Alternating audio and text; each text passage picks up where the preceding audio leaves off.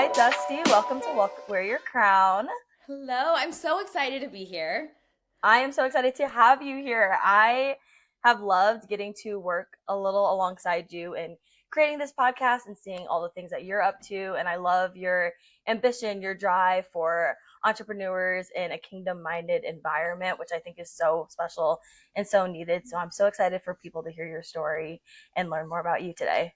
Thank you. I'm really excited. So my first question is, who's Dusty? I know it's a big one, but however you take that is, who is Dusty? Yeah, so I am a mom of three kids. My oldest just turned 9, and my youngest is almost 4. I've been married for in 2 weeks will be our 11th anniversary, which is exciting. Been together for Congratulations. 15 or 16 years and married for 11. So that feels really exciting. I am a discipleship-first business consultant and mentor, and I help coaches, authors, writers build a business that glorifies God and blesses his people. So I come alongside them through practical support, through consulting and through coaching, and then also through some done for you and done with you services. I do a lot of done with you things so that we hop on a call together and we're working through whatever, creating an email sequence or prepping out marketing strategy or creating a launch plan, because I really see such a deep value in not just giving people the finished product, though sometimes there's a time for that and there's nothing wrong with that. But my heart is really to equip and empower people who might not consider themselves an entrepreneur and help them to step into that role as a leader, because not only are we leaders as Christians, as believers in the Lord, but we are also stepping into another layer of leadership if we're going to be building a community or stewarding something or sharing our words with the world. There's a lot of responsibility that comes alongside that. And the sooner we step into that role and claim that role, even if it's haphazardly, everything clicks better. It becomes more fun. It increases your impact. It helps your work to just be reached by more people. And I've just seen such fruit come from this whole process of learning how to grow a business and learning how to recognize, oh no, this work is important and this work does really matter at whatever scale that work is being done at. Yeah, that's awesome. What led you into that career path? Because you work independently, Correct? Yes, I do. Mm-hmm. Okay, Yeah. what led you into doing that? Yeah, so I started when blogs were really popular in 2012 or 11, doing like cringy sort of blogging. Like Tumblr girl Yeah, blog? I never was on Tumblr, which is crazy to me. That how was I never on Tumblr? But I did have my own website and my own blog, and I loved it. It was called Cliffs and Mhm. Canyons, and I wrote about art and life and faith and all sorts of stuff. And from there grew several iterations of businesses. I was a handmade artist for a long time. As in, I sold handmade goods. I'm not handmade. Well, I guess I am, but you get it. Yeah.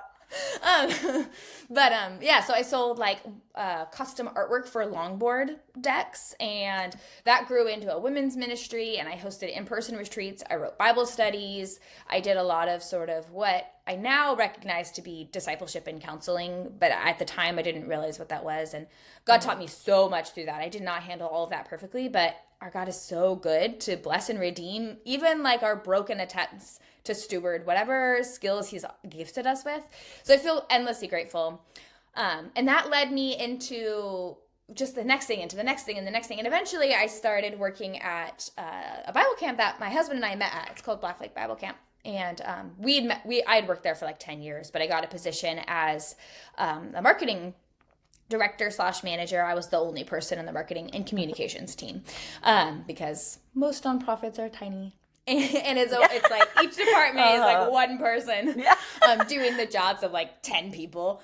But and I realized through there oh my gosh, there's I'm so much better at this than I thought. I actually really enjoy this work, and I realized all of these starts and stops in my own sort of business journey came from, in part, I think there was some undiagnosed ADHD. In part, there was just a lot of external factors. But also, I just realized, oh, I actually really am in this for the business.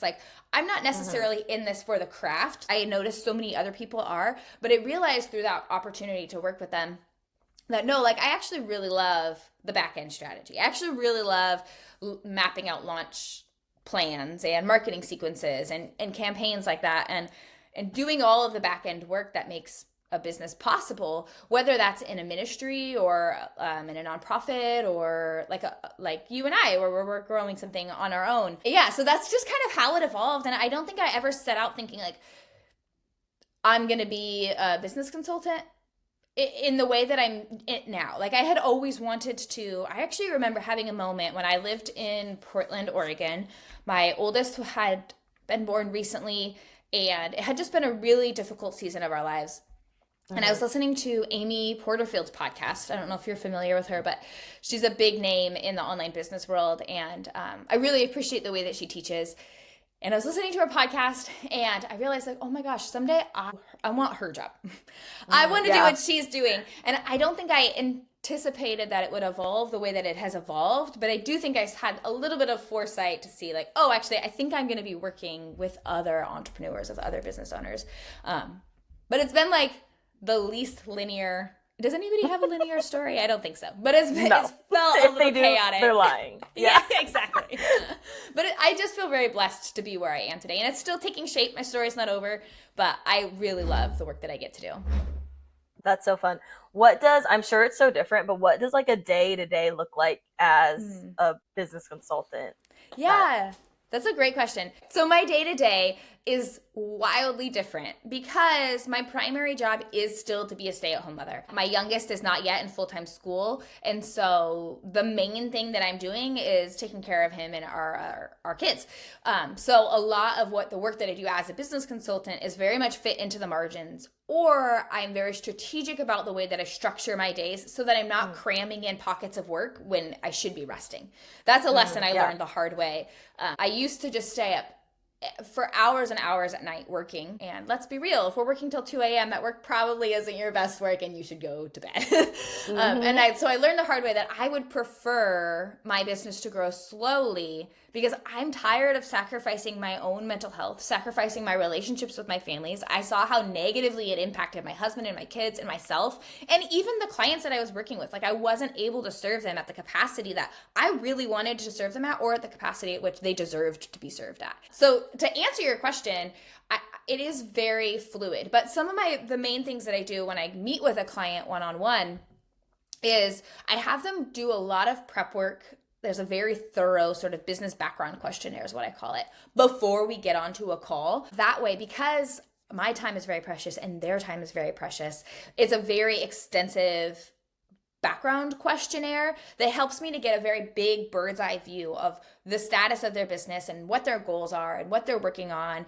And because I've been in this industry for a long time, I can read between the lines and I can see, oh, I see how you're communicating it this way, but I think the issue is actually this. And so let's dive deeper into that. And so being able to be really strategic and intentional about the systems that I have in place and strategic and intentional with my communication with my clients has changed the game. Like truly it's changed the game for me because it's helped me to maximize my time in ways that I wouldn't have otherwise been able to. And it allows me to better pour into my clients in the way that I feel very called to. Yeah. No, that's so good. I feel like it's so cool that you can do both, being a mom and also jumping into your business career as well. Because sometimes I feel like people will just have to choose one or the other. Well, and I will say for a long time I did have to choose one or the other. Like I have sacrificed business growth. I've sacrificed revenue potential on purpose. And I did it for a while, kicking and screaming and not wanting to do that. And then God really softened my heart and was like, okay, like you could either continue to think this is miserable or you can just settle in and be along for the ride and be patient because you'll get to do stuff soon. Just because I've called you to something doesn't mean you're going to do it immediately. Like I think of like David was anointed to be king. I want to say it was like 20 plus years before he actually became king. But you can't tell me he wasn't doing kingly things in that interim, like in that waiting period. So I will say like, yes, I am in a unique position in this year where I do both. And I've always sort of dabbled at both, but it has not always been hyper profitable. And I have made the decision to not let it be hyper profitable because I needed the brain space to be like, if I have to set this all down for 3 weeks because my kids all get sick one after the other like they do, I can't have money on the line where people are waiting for me to fulfill something for them. So So yes, I'm in a season now where I'm able to dabble in both, but it's not always been like that. And that has been a really hard thing for me to come to terms with and to learn. That's been just a painful lesson for me to learn because I want to do everything now. I always joke that like my biggest, yeah, you get it. I always joke that like my biggest downfall is that I can't do everything at once. Yeah. Like why? Basically, I would probably be a good God, right? That'll go well for me. Spoiler alert, it absolutely did not go well. God humbled me real fast. But yeah. No, that's so true. I feel like that's so me when I'm like looking at different things or I'm like, oh, I could do that. Oh, I could do that. Or I could do that. I'm like, okay, we gotta chill. Let's rein it in. Yeah, chill. But I feel like that's such like an entrepreneurial mind. Even one of my friends I was talking to, she's the same way. She's like, there's just so many cool things out there. Like, how do I do it all? But again, you can't. And you just can't. Unfortunately. I think the world right now would like to sell us this belief that women can have their cake and eat it too. And it's this under this guise of this feminist movement that may have started out from a really good place and getting more female voices in positions of leadership, which I think is incredible. But I do think we have to recognize, man or woman, whatever your role is in this world, like you can't have your cake and eat it too. Like there is give and take. There is pieces that you have to sacrifice and lay down. Maybe not forever, but maybe forever. Yeah. I don't know. It really comes down to like, are you seeking God's will? Are you seeking discernment? Are you choosing to like take those little moments in your day that can be really beautiful and recognize the goodness and recognize the beauty? Because I think a lot of times we start working from a place of like, oh, when I reach X milestone, I'll be happy. We do this in life too. Like when I'm married or when I have kids or when I go to college or when I get the job, then I'll be happy. But I think what we need to start thinking about and what God really convicted me of is like, but do you like the process to get there? Because you're going to spend more time in process. Like you're going to spend more time working towards the goal than achieving the goal. It's like Christmas morning, right? Like the goal is Christmas morning, but we spend all of December prepping for it. And if all of December is miserable, then like, why are we doing this? You know? And I think the same is true of our work. Like, are you enjoying the work right now? Because if not, like surrender that to the Lord and ask, how can he reshape this? How can you reshape this? How can we be more strategic or intentional? What needs to be laid down and what needs to be picked up? There's like no one right answer, which is tricky and frustrating. But that's a lot of the work I get to do with my clients, is helping them to sort of go through the weeds of that and think, okay, like how can I build my work and steward this community that God's given me and use my talents and skills and steward this really intentionally and well for the glory of God and the good of his people, while honoring the capacity that I have at this moment in time. Not like what will be my capacity in 10 years from now, because 10 years from now, you can build a business that will be suited for you in 10 years. Right now, like what's going to work for you today? And it's easy to get lost in the weeds in that. And it's, again, one of those lessons that are just painful to learn. Right. Well, and it's still the idea too that everybody, like you're saying, people want this linear story, this linear growth, but like that's just not gonna happen. Yeah, it's just never gonna happen that way. No. And whatever you're doing, starting, whatever. But I think there's also that you're saying there's that piece where people don't even start then because of that. So what has that been like to kind of get a hold of those people who are like, maybe, I'm not sure, like in that in-between space? Yeah. And I think that's the kind of thing that, so I tend to start work with clients when they're past that, when they're like, okay, I'm ready to do the thing. Because if they're in that in-between place, you shouldn't be paying for business consulting just yet. There are other things that you can be doing to be prepping yourself and be learning and be growing and allowing yourself to be coached and mentored and discipled in different ways. But I tend to work with people once they've made the decision, okay, I'm going to do this thing. And then I come on the scene and we make it happen. But in that beginning stages, when you're still not sure, like, I know this sounds so cliche and I know this sounds like the least sexy answer, but like really it's so much, just pray about it. Ask the Lord about it. Is it something that sounds fun to you? Is it going to hurt your family or yourself to pursue it? Is it in alignment with what you knew to be true about God's character? Because if the answer is yes to those things, just do it. Like, we really overcomplicate the starting piece. We really make it seem like it. We really tell ourselves we can't before we've even asked if we could. Yeah. I was wondering, with like all the clients that you work with, do you have any story that was kind of like a, ooh, I know I'm in the right spot or I'm doing what I'm supposed to be doing, that's stuck out to you? Yeah, I think one of my favorites, and I have so many because I've just been really blessed to work with so many incredible women who are genuinely seeking to build something that's very gospel centered. They're genuinely seeking to bless their family and bless their community and just share God's goodness through things that bring them so much joy. But the thing that came to mind is I was working with a therapist to help her. She actually initially started to come to me to help grow her Substack, and to start to market a book that she had coming out. And we realized pretty quickly that, like, wow, those things should happen for her, and I want her to pursue those things. We realized, like, she needed revenue. She needed to earn an income. And so we shifted to start to really lean into growing her therapy practice and get that more financially stable for her so that then she can, which is work that she loved, to be clear. Yeah. Like, it's something that she felt very called to. It's something that she was very good at, is very good at. And I really admire her tenacity. I admire her friendship that we've been able to build through this process. And so as we leaned into that, as we leaned into focusing on that, it made me realize, like, oh, this is why the strategy piece matters so much. Because her writing is incredible. Her voice is beautiful. And God's given her an incredible story that must be shared. Like, it's one of those stories that I really, and I would argue we all should be sharing our stories, but in particular, God's just given her gifts to do that very articulately and very impactfully. And so I admire that in her.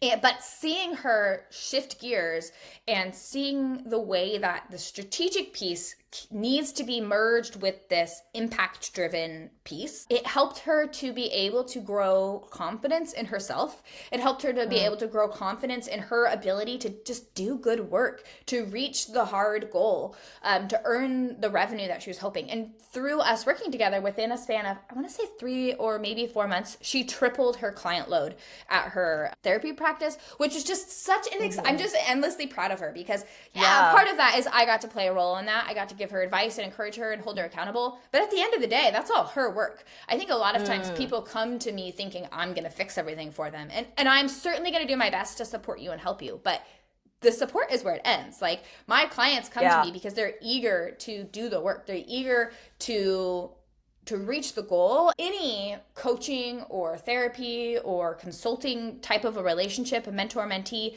like, I think we tend to put too much responsibility on the leadership role and not enough.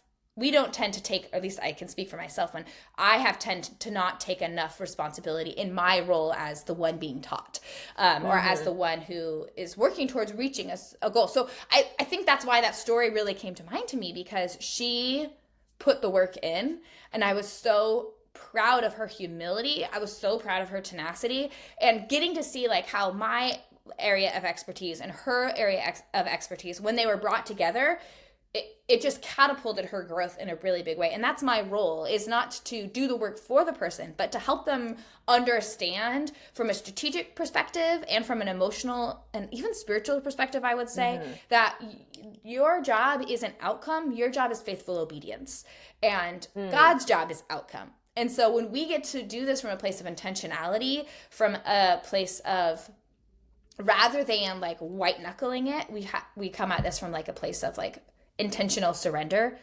That's when the magic really, really happens. And so it was such a blessing to see it. I'm still seeing it unfold in different ways, but yeah. That's so cool. That's awesome. Obviously, like you said, there is that our job isn't the outcome, but to be able to see that also is, I'm sure that's like, oh.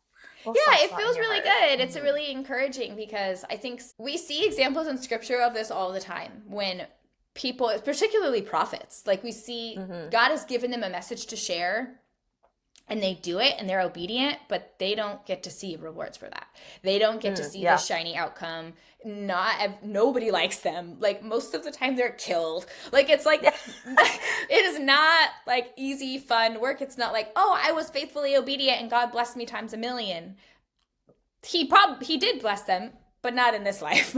And so I think sometimes we come to growing our businesses and we come to this with this expectation that either I'm going to be beheaded and this is going to be the worst possible case scenario, or I'm going to put in a minimal effort and then everything is going to happen overnight and it's going to be this breezy success. When in reality, the answer is like somewhere in the middle of like, we have to put in the work, but also there's this tension of we do need to work and be willing to take steps forward even when it's hard. But also we have to be willing to know when to rest, and we have to be willing to settle into God's timing and trust his timing, because far too often in my own story, I have put the cart before the horse and have been like, God, okay, you said I can do this, so I'm going to do it immediately, and I'm going to do it my way because I am awesome and you're really cramping my style. Like, and that doesn't go well. It doesn't go well for anybody, you know? Yeah. When you unfortunately had to go through that experience of learning how to rest, what did you do to kind of implement that and change that? Because so many people are aware that they need to rest, but I don't think people talk about like what that actually means, because then it turns into like doom scrolling for 10 minutes or for like an hour, not 10 minutes. Let's be real. It's like 3 days have gone by. Like, and then I'm like, okay, but that also isn't probably the healthiest way. So what are some ways that you've, for yourself, have learned how to create that rest? I think that this is something I'm still learning, very much in the process of still learning. But what I have noticed is that good rest begets good work, and good work begets good rest. And so there's never like a clear-cut place where we need to start. But what I encourage my clients to do is think about what part in your day brings about the most friction for you, brings about the most stress or the most anxiety or overwhelm, or just plain up sucks. Like, is there a piece in your day where you can think of that? For a lot of moms, it's like getting the kids out the door. For a lot of entrepreneurs, it's like trying to get the new clients and bring in people into their business to be able to earn the revenue that they need to earn. And so what I suggest is starting from that place and try and remove yourself emotionally from the situation and just look at the actual facts of the matter. Like, what are factually the things that are happening within this period of time in your day? And just think to yourself, okay, what can I do to reduce a little bit of friction? What can I do to add a little bit more play, add a little bit more fun? And then what can I let go of and not do at all? Because I think a lot of times we hold on to specific tasks or responsibilities a little too tightly. We don't actually need to be the one to do them. Sometimes we do. Sometimes we're maybe ignoring something, but that's when that piece of trying to do your best to kind of remove yourself emotionally from it to the best of your ability. I know that that's hard. And just look at the facts of the matter. I have encouraged people before to just write out like minute by minute, what does this piece of your day look like that's really stressful?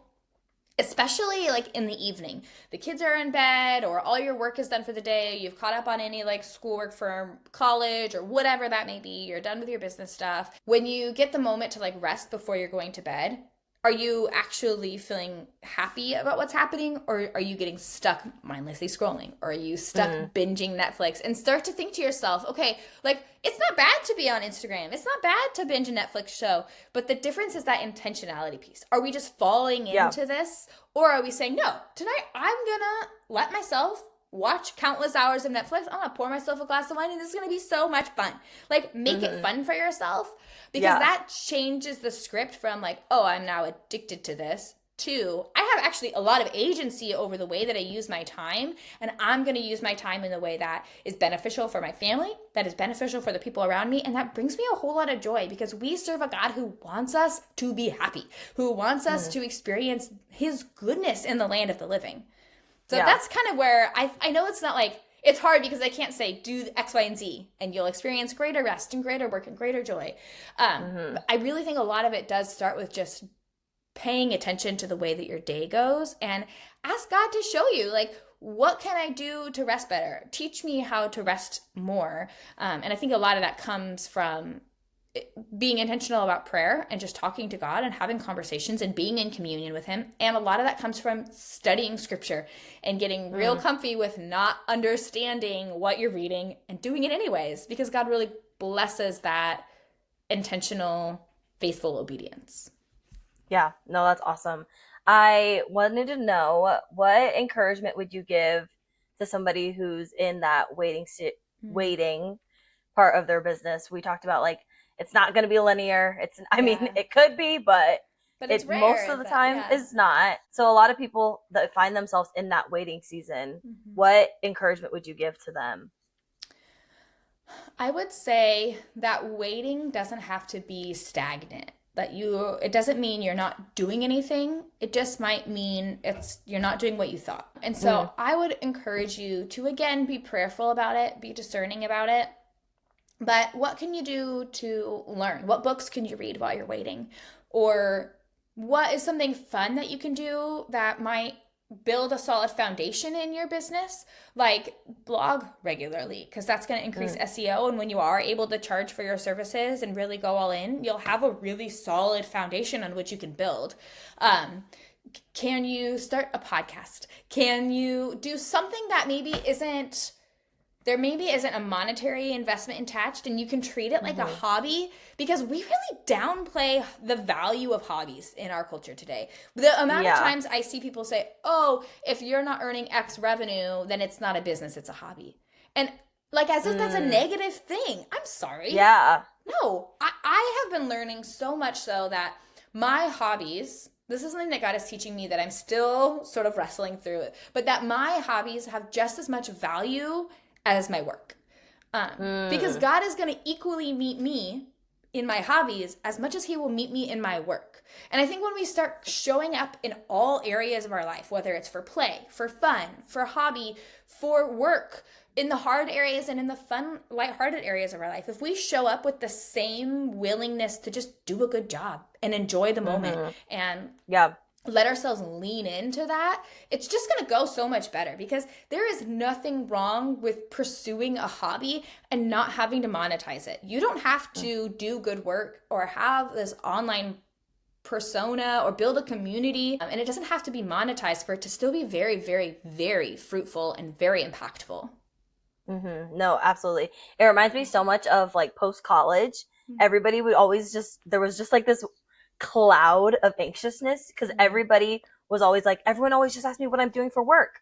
Like that's the only question I'm asked all the time is, what am I doing for work? And most college grads are like, I don't know. I don't know. Yeah. But I have like, I'm getting to travel. I'm getting so many like fun hobbies. But again, I think especially in like American culture, unless it's monetized, it almost feels like it doesn't hold a value. Yes, exactly. Yeah. And we do need to earn money. We need to be wise. We need to be discerning. Yeah. We need to steward our resources and our time well, but that can still be fun. No, absolutely. We've like lost this importance and value of just play. Like, especially as we grow older, like I see the way my kids just freaking have the most fun every day of their lives. Everything is so fun for them. And I was like, man, I used to have so much fun. And then I realized like there is literally nothing stopping me from having fun except me. Like I'm the only thing getting in my way for letting myself just enjoy something. But I think especially with everything being so digital too, like you can monetize everything. And I'm so guilty of this, being like, oh, well, like I could get this meal comped if I reach out to the restaurant and make them a video, or like different ways where it's like, okay, hold on, how do we keep that balance of work and play? So I like that you implement that in your own life, and I'm sure it falls onto your clients as well. Yeah, I hope so. I think it's like one of those things that I think I'll always be learning how to balance those two things, because it's really easy for me to like pendulum swing from one to the other. But it's like one of those things that the more you practice it, the better you get at it. Like most things. Yeah. This is not work related. Let's move to play questions. What is something that you enjoy doing with your family, with your 3 kiddos, when they get to play? What do you enjoy doing with them? Yeah, we spend a lot of time outside whenever we can. I live in the Pacific Northwest, and it is rainy here 80% of the time. It's just gray and rainy and sad. But when the sun does come out, every single person feels obligated. It's like we have like this sense of pressure of being like, we have approximately 3.6 weeks of nice weather. I will be outside. But we also just do a lot of stuff in the rain. You just get a raincoat on and you just go outside, because we live in such a beautiful area. So we do a lot of walks and hikes, and we play outside a whole lot. I really, really love to garden. So I spend a lot of time gardening. We actually just recently moved in November to a new house, and there's just nothing set up as far as gardening. And in the season that I would have been able to really lean into that, I just came back recently from a 2.5-week trip to the UK, which was so much fun. But like, I haven't gotten to like get my hands in the dirt and dive into gardening. And I'm sad about it. I like really need, I really need to get in the dirt. But so I You're do that like, a lot with my kids. We do a lot of gardening together.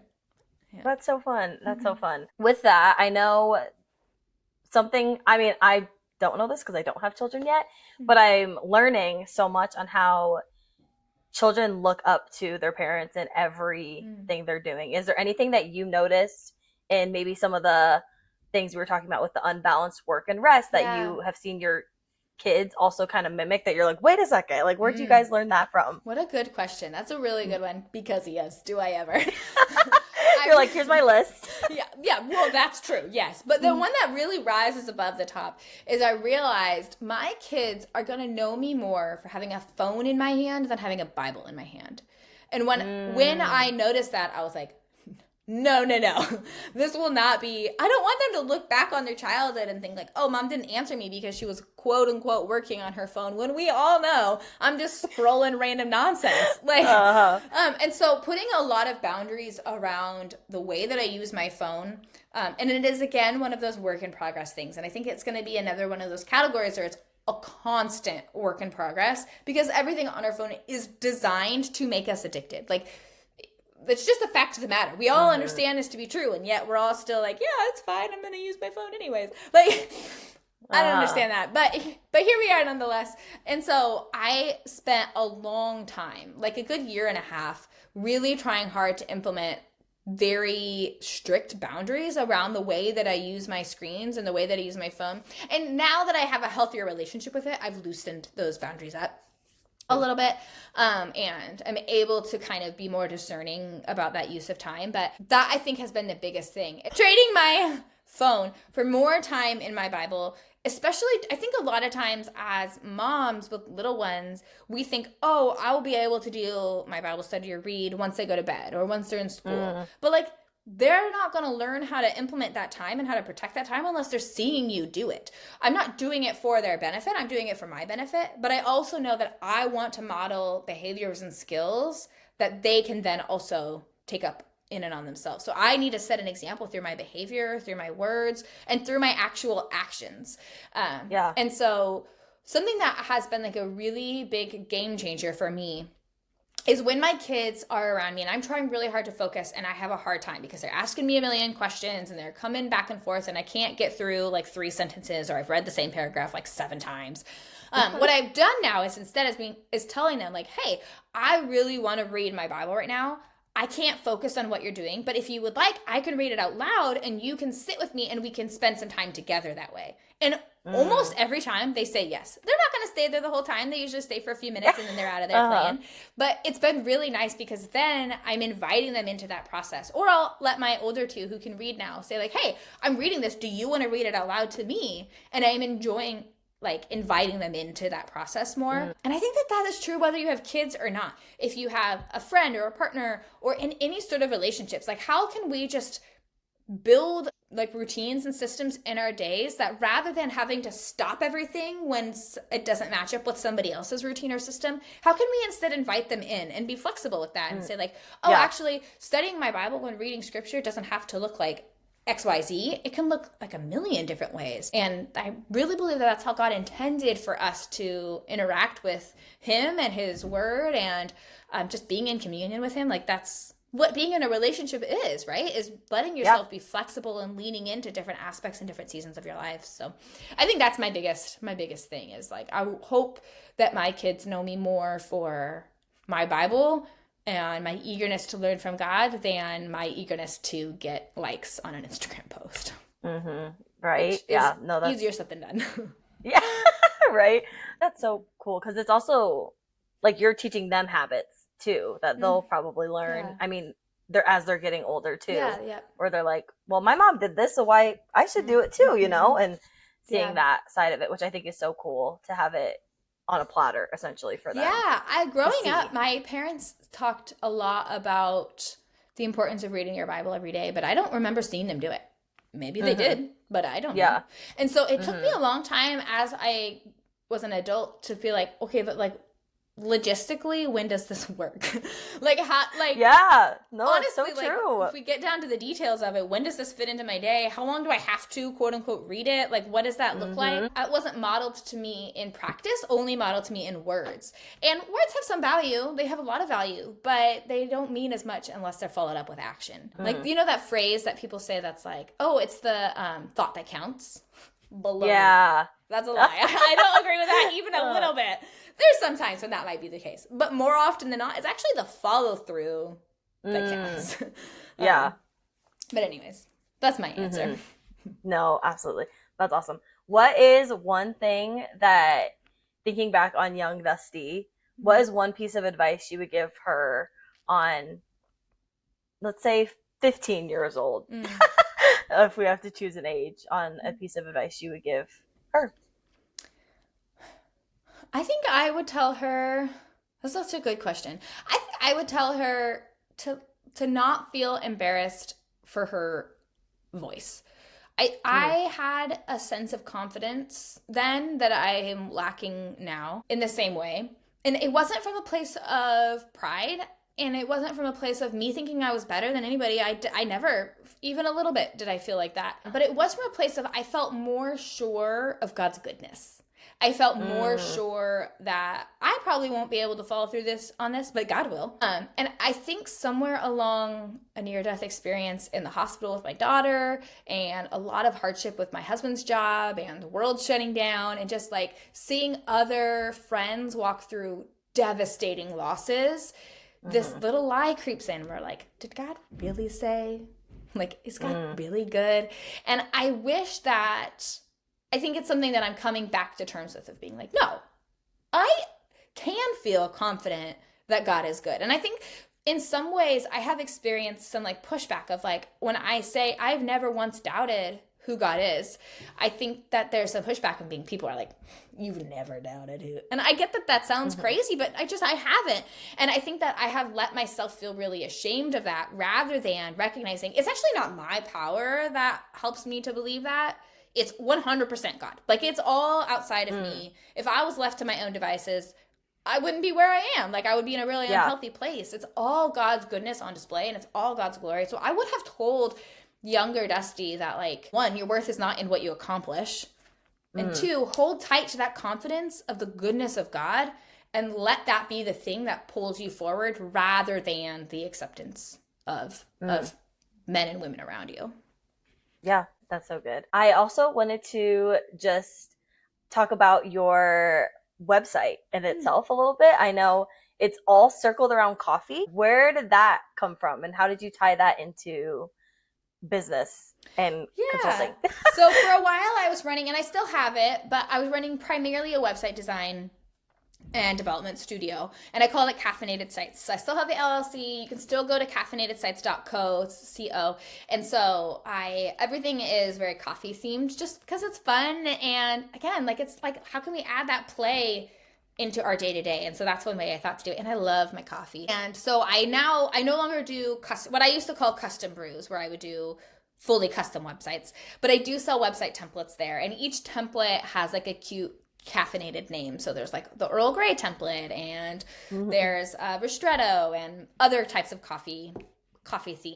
I'm leaning less into doing that work and more so into consulting, but I'm in the process. Like, if I look down the next year, I'm really excited for where this is going, but I'll be merging those two things into one, and keeping little nods to that coffee theme in my current website, or the one that I tend to point people to most is just dustyhegge.com. And still selling website templates, still selling other things that can really help coaches and authors and writers do good work, and so that they can spend more time like working like in their business, serving their people, creating their craft, and less time having to work on their business, because I'm giving them the resources to do that. But so yeah, it's fun to be able to have a coffee theme though, because I think we hear a lot of people talk about like the importance of niching down, and I've seen it firsthand. Like, if you start talking to a smaller group of people, your words will be communicated better. People will understand what you're saying better, because you're tailored to that one audience, and there's not going to be as much lost in like translation. And adding a coffee theme was one way that I could like kind of niche down a little bit and kind of carve my little space in the internet and have fun with it. Because I just think that, why not have fun? No, right? I thought that's something that was so cool to me. I was like, that's so creative and fun. And I feel like coffee's so on brand, especially if people are entrepreneurs. Like, you're Yes. definitely drinking coffee. For Like, sure, yeah. And if it not just makes so coffee, much you're at sense. least gonna brew a cup of Earl Grey or a black tea or something. Yeah, You're like gonna have some everybody caffeine in has there. their thing. Yeah. Everybody has their thing. I have a couple like fun rapid fire questions I just wanted to Bring it. throw at you. Yeah. And the first one was coffee or tea. So clearly we know the answer is coffee, Coffee. right? Mm-hmm. But how do you take your coffee? Yeah, so I always brew my own coffee on a Hario pour over, and I do it black. Oh, well, is Hario a brand or? Yeah, it is a brand, but it's also a brew method. So the brew Oh, method okay. was developed by, and it's different from like most people know what a Chemex is. Mm-hmm. The Hario instead sits on top of a mug, but it has these like spiral ribs down the glass that helps the water to run Oh. through the beans a little faster. So the Mm-hmm. extraction time is a little less, which leads to a little less acidity and less bitterness in your coffee. It's like a Oh, interesting. more round flavor than a Chemex would be, or any pour over that's smooth on the insides. Mm-hmm. Interesting. Wow, Yeah. I'm learning so much. Yeah. My next question is, would you prefer an early morning work session or a Mm. late night brainstorming? I know we talked about some 2 Yeah, a.m. so nights here's the that deal weren't the with this. best. This is such a good one. I would prefer late night, but my kids are going to Mm-hmm. wake up at 5 a.m. regardless. Like, I have no choice in this Oh. matter. So I have learned how to be an earlier morning person, which is Mm-hmm. funny because I remember as a kid, and the only reason I remember this is because recently I was looking through like old journals, but I remember as a kid praying and begging God to make me more of a morning person because I had such a hard time getting up in the day. I just Uh-huh. had a really hard time being kind and gracious. I was so irritable and grumpy. And because I had insomnia, like the ADHD Yeah. diagnosis really writes itself, you guys. But I didn't know that at the time. We didn't have the terminology for that at the time. I just thought I was bad at sleeping, and so it made it Yeah. really hard for me in the mornings. And it's cool to see now that like that's such a small thing that I prayed to God and asked him to help me with 20 years ago. Like, and now I am a morning person. Like, I really love my mornings. It's not always easy for Yeah. me to get up, but on the whole, 9 times out of 10, I'm up early with my kids, and I'm happy to be up early with my kids. So it's kind of cool. Like, another great example of what we were talking about earlier of like, you might ask for something or feel called to something, or God's given you a responsibility, but that doesn't mean it's happening right then. And God's timing is so much better than our timing. But Yeah. anyways, so I would like to be a night person, but I'm forced to be a morning person. But it's kind of That's good. okay. I also would. I want to be forced to be a morning person. So Have I'm like, kids, man. Or like a dog that needs to go pee early in the morning. I've heard a lot of people say that when I have clients that don't have kids. They're like, well, my dog kind of operates that. And I was like, yeah, there you go. like perfect. Perfect. Yeah, whatever you got to do to get yourself out of that bed.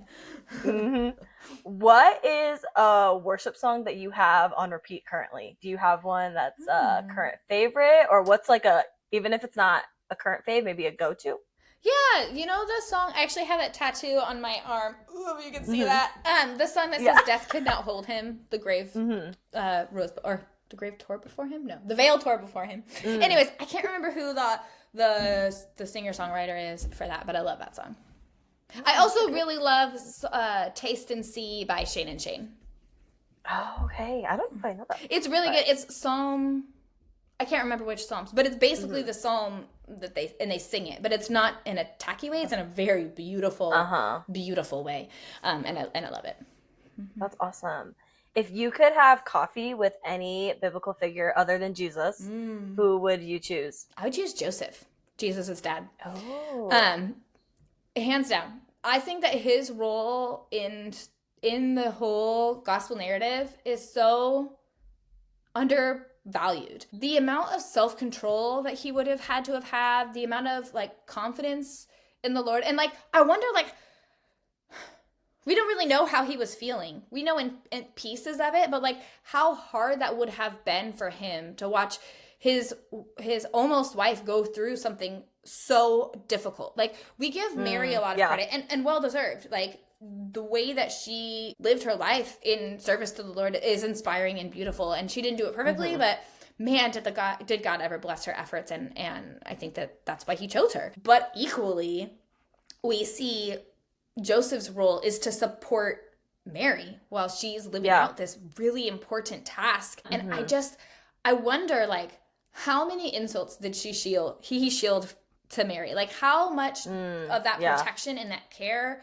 And we don't really know what happens to Joseph, because you don't hear his name in the like gospel, like whenever Jesus is actually like brought to the cross and died in resurrection. So like some people assume he died. Maybe we just don't hear about him because his role wasn't as important. Maybe he was there. We don't really know. And maybe scholars wiser than I have the answer, but I would just love to have heard his story, because I am certain that what he walked through was just so freaking hard.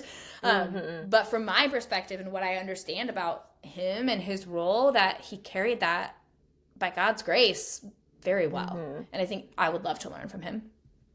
Yeah, no, that's I'm so guilty, because I literally was like, oh yeah, Joseph. Like I did the same thing of like, oh, I didn't even think about him. Because we just don't talk about him as much. And so I recently, when I was reading through, I can't remember which, maybe Mark, I just was struck by Joseph's role over and over again. So I went back through and read all of the Gospels and thinking, like, how is Joseph mentioned, and how is he portrayed, and what is his role in this?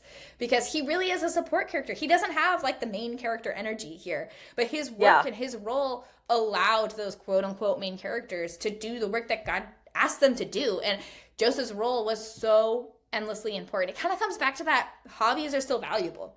Like, just because we don't think that it has as much value doesn't mean that's actually the case. Like, and I just think that we see that in Joseph in a really cool way. Yeah, that's awesome.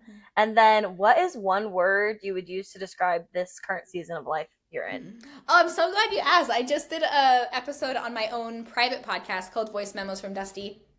It's a free private podcast, and it might be my most favorite thing I've ever done on the internet, because it's like free.